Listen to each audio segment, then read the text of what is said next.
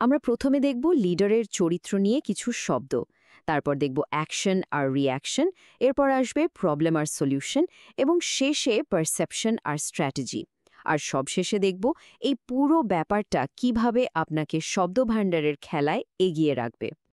চলুন তাহলে শুরু করা যাক আমাদের প্রথম সেকশন দিয়ে, দ্য লিডার্স ক্যারেক্টার, মানে নেতার চরিত্র। এখানে আমরা এমন কিছু শব্দ শিখব যা দিয়ে একজন লিডারের ভালো আর মন্দ দুই ধরনের গুণই বোঝানো যায়। দেখুন, এখানে ৩টা শব্দ আছে, আর ৩টার সাথেই স্থির থাকা বা অনড় থাকার একটা সম্পর্ক আছে, কিন্তু এদের ব্যবহারে আকাশ পাতাল তফাৎ। আনসোয়ার্ভিং বা আনওয়েভারিং, এই দুটো কিন্তু পজিটিভ শব্দ।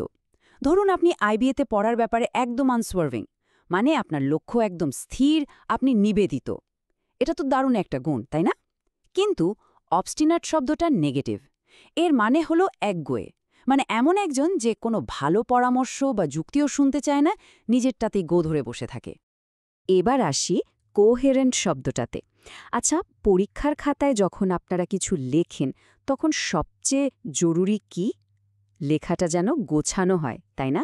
একটার সাথে আরেকটার যেন মিল থাকে। এই যে যৌক্তিক আর গোছানো হওয়া, এটাই হলো কোহেরেন্ট। যখন আপনার লেখা কোহেরেন্ট হয়, তখন টিচার সহজে বুঝতে পারেন আপনি কি বলতে চেয়েছেন। আর যদি লেখাটা ইনকোহেরেন্ট বা অগোছালো হয়, তাহলে কিন্তু আসল পয়েন্টটাই হারিয়ে যায়। আরেকটা খুবই কাজের গুণ হল কম্পোজড থাকা। ধরুন আপনি পরীক্ষার হলে বসেছেন, হঠাৎ দেখলেন প্রশ্নটা বেশ কঠিন। এখন অনেকেই তো ঘাবড়ে যাবে, তাই না? কিন্তু যে এই কঠিন পরিস্থিতিতেও একদম শান্ত থাকতে পারে, মাথা ঠান্ডা রাখতে পারে, তাকেই আমরা বলি কম্পোজড, মানে চাপে ভেঙে না পড়া। এই গুণটা কিন্তু জীবনের সব ক্ষেত্রেই খুব দরকারি। আচ্ছা, লিডারের ভালো গুণ তো দেখলাম। এবার চলুন আমাদের দ্বিতীয় সেকশনে যাই। এখানে আমরা দেখব কিছু নেগেটিভ অ্যাকশন আর রিঅ্যাকশন, মানে দ্বন্দ্ব, অসম্মান বা আবেগের বশে করা কিছু কাজ সম্পর্কিত শব্দ।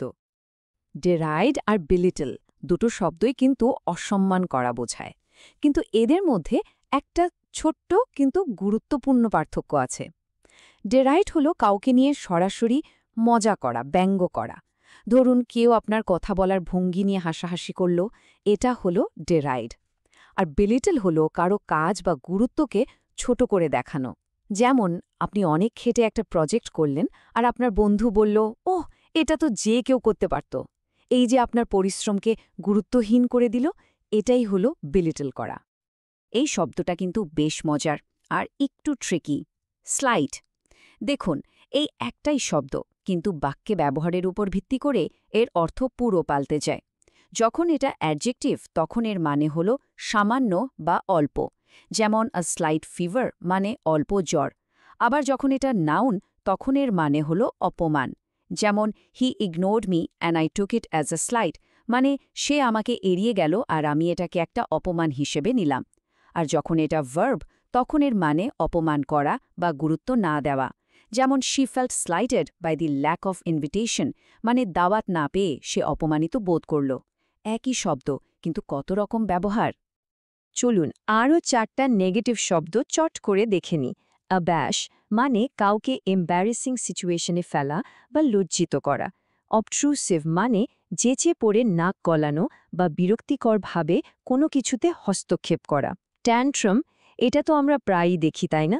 ছোট বাচ্চারা যেমন মাটিতে গড়াগড়ি দিয়ে রাগ দেখায়, সেই রকম জেদ বা মেজাজ দেখানো।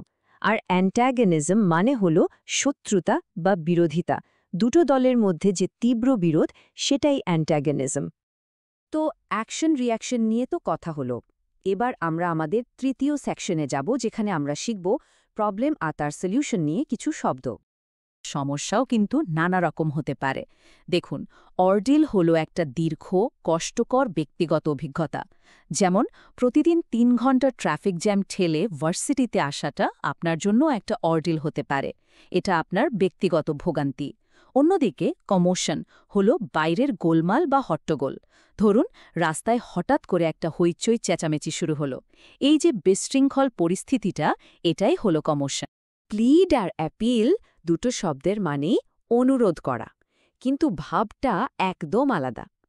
প্লিড মানে হল খুব ইমোশনাল হয়ে আবেগ দিয়ে অনুরোধ করা, প্রায় কাকুতি মিনিতে করার মতো।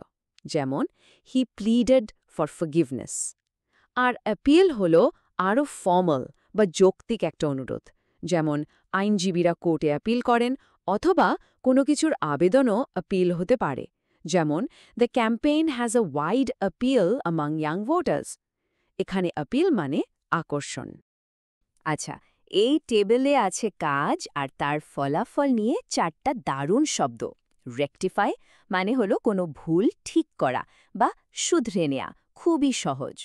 রেজলিউশন মানে হলো কোনো দৃঢ় সিদ্ধান্ত বা কোনো সমস্যার সমাধান, যেমন আমরা নিউ ইয়ার্স রেজলিউশন নিই।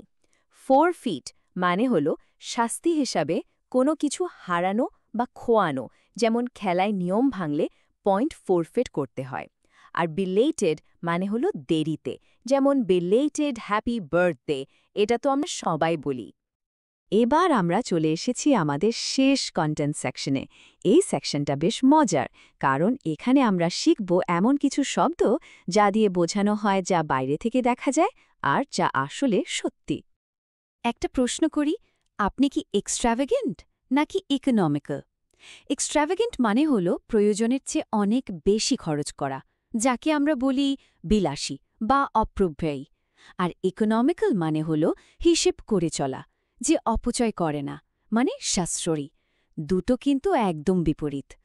কৌশল বা স্ট্র্যাটেজির কথা যখন আসছেই, তখন কশাস শব্দটা জানতেই হবে।